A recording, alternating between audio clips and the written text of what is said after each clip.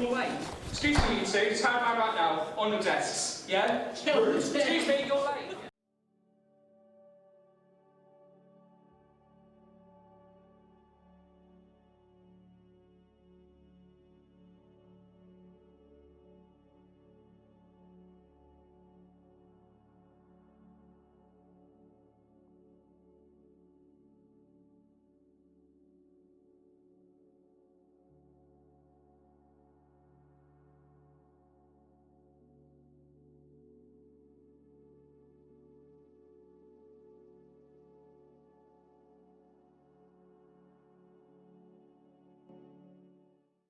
I'm just going to do a bit of an introduction. So, what's your name?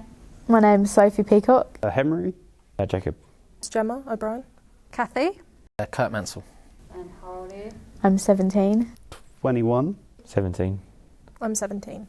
I actually have to work it out now from my date of birth. You don't know what you are. 37. I'm 36. And are you currently in education? Yeah, I'm in college. I am currently a student at college. I'm in college. Yeah, I'm a photography student. I'm a teacher in education, in FE education.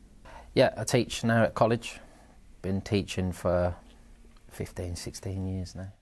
Do you feel that the education system is evolving in the right way? No, not at all. I think it's going the wrong way.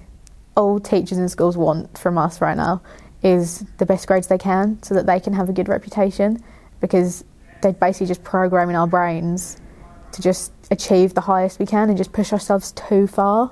I had quite a bad experience at primary school. I was not a good student.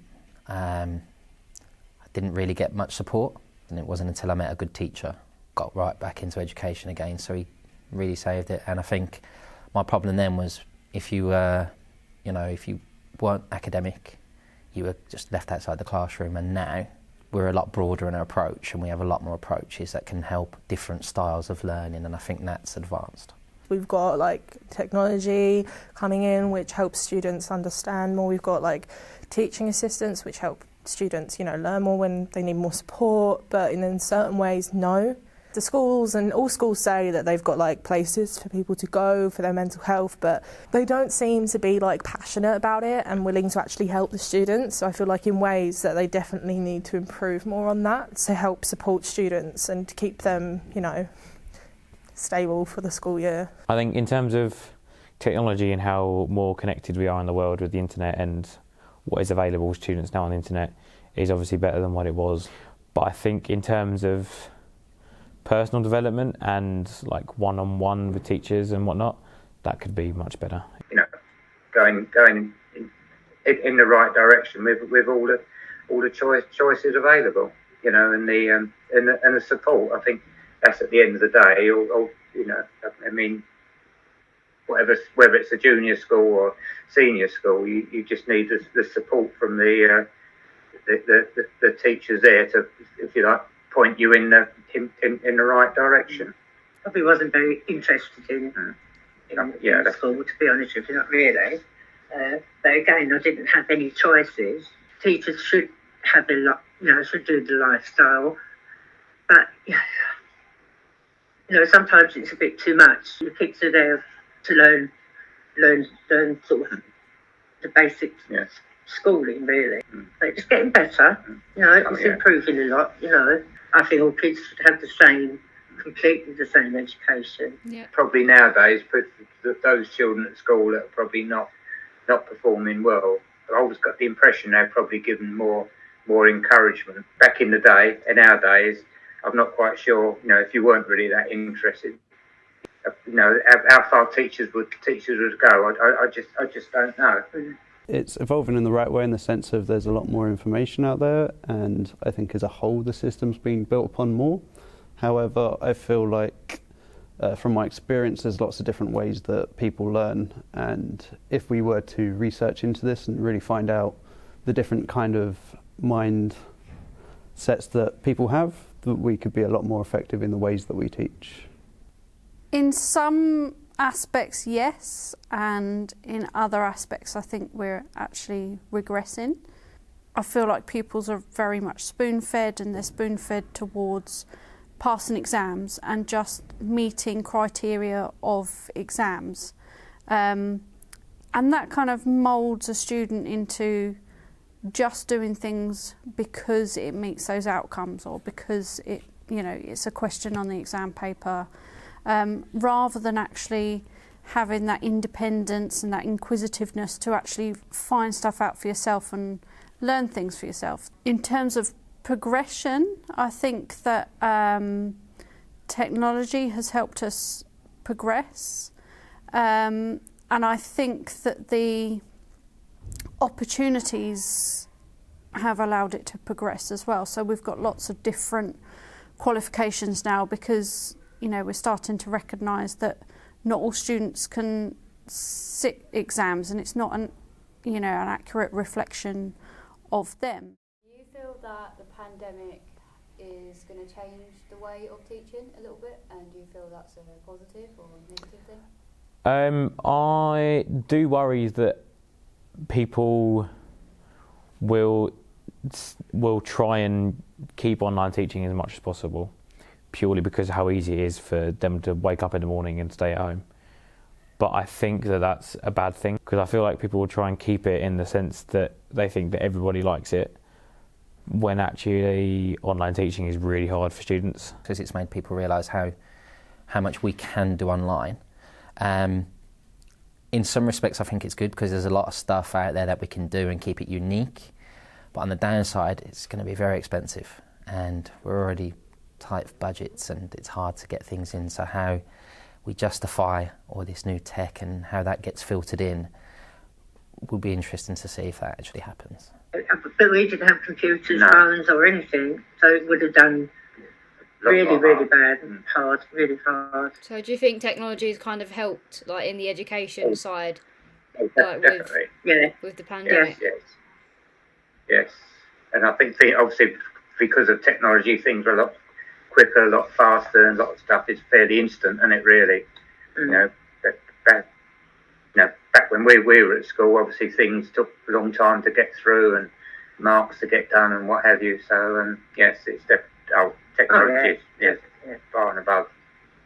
I definitely feel it's had an impact, whether it's good or bad, I don't know. I mean, had we not had the pandemic, I don't think we would have had access to things like Microsoft Teams that we do now.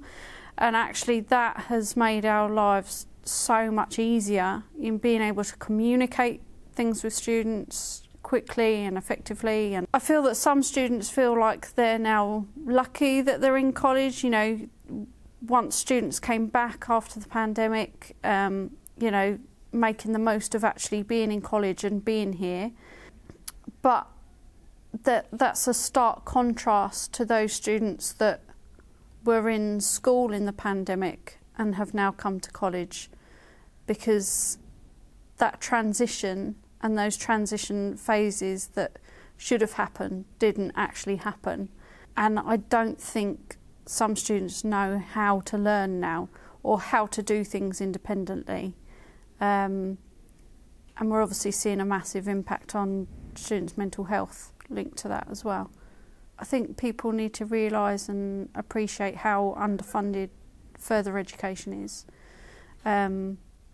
Staff are massively underpaid compared to secondary school staff, and I think that affects a lot of what happens here. I do my job because I love it, and I'm here for the students, and I get rewarded by them achieving. I think there'll be a lot more kind of perhaps home schooling expected, like individual education again, just because I think there was a lot of that during the pandemic, that students were expected to do a lot of their own independent learning. Do you feel that gives students more of an opportunity for jobs? Technology? Well, I think people are more aware now. The fact that people can look around and try and find different jobs available, but you get to hear about it a lot more. They can go online. I think within sport, for me, a A lot of sports science has been generated because of the tech, so we can do a lot of testing now. We can get a lot more data than what we would previously have done, and that's provided a few more jobs, but very specialist. I wasn't up in a good education bracket, I think. Yeah. But I mean, there was opportunities there if you was clever enough to go on and do things. But basically, then days, I think that the working class was more expected just to do the run-of-the-mill jobs. It was the people that was a little better off that could send their children to better schools, got the opportunities. Yeah, I think it does, because there's more things that you can find. Like, you can find yourself opportunities by searching for something on the internet. You might see something pop up, or someone might contact you through the internet, which gives you an opportunity. When I've found subjects that I find particularly interesting, I've been able to educate myself on it a lot more so, and in a deeper extent than my parents ever would have been able to, because I would have had to find a book or something like that. So I think in that sense, for sure.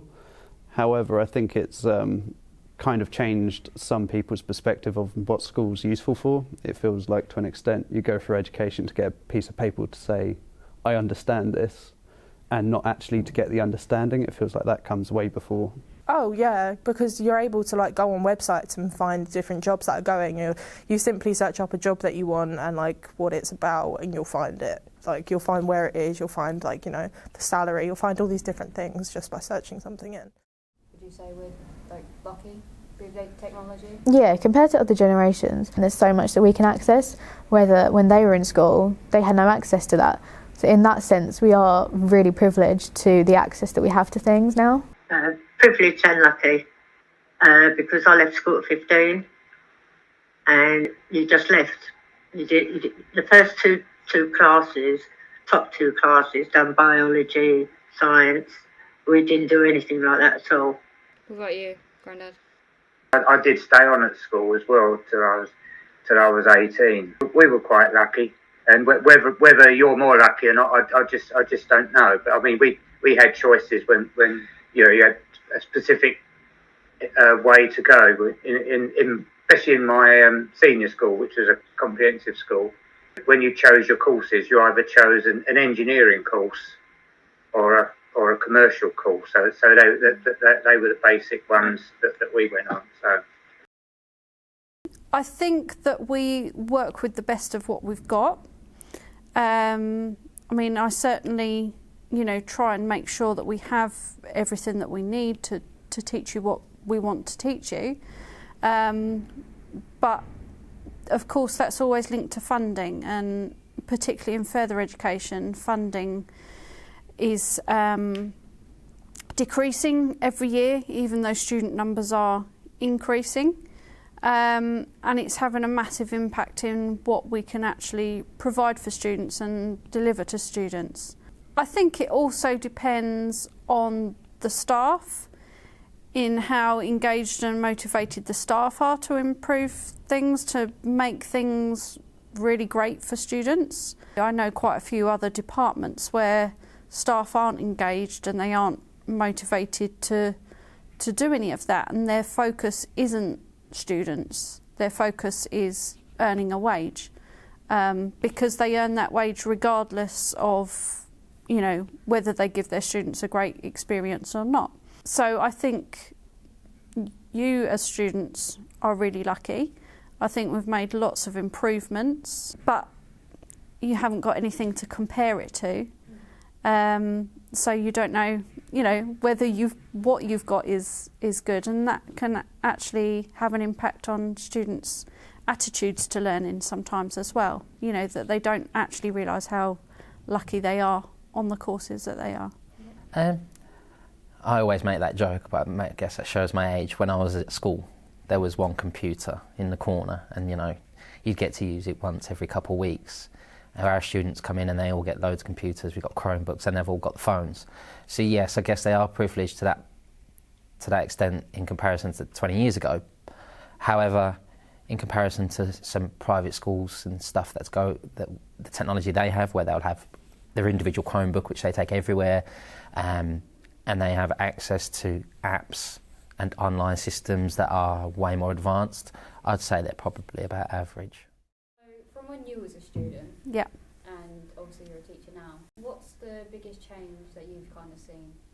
I think in terms of what we have to do as teachers, in terms of paperwork and structuring lessons and evidencing everything that you've done, it's almost like, you know, we can't trusted to be teachers, that we have to evidence everything all of the time. And when I think back to when I was at college, I don't remember my lecturers having to do the amount of stuff that we have to now. For example, review weeks. You know, there is so much that has to happen in review week that it's actually an impossibility to do everything that's expected of us. But I don't remember my lecturers being under those kinds of pressures. I think it's the way in which a teacher communicates with the students. So when I was at school, it was very much, you do this or else, and then you get detention. You do this or else, you're not playing football at lunchtime, you have a ball taken away from you. It was very much, you were told what to do, and if you didn't, you was punished. Where I'd say over the last probably 6-7 years, that's totally changed, and now it's more about being positive, growth mindsets, and there's a lot more consideration from the student's perspective. And I don't think that, when I first started teaching, I don't think we discussed much about that. It was more, right, this is what we've got to get done, let's get it done, you've got to be firm. And I think mindset's totally changed over the last few years. And I think that will continue to change with new technologies that are coming in and approaches that we are learning about. So at the moment, hybrid learning, you can have part of your class in and part of your class online. I think that's going to evolve, and I think that's going to change education big time.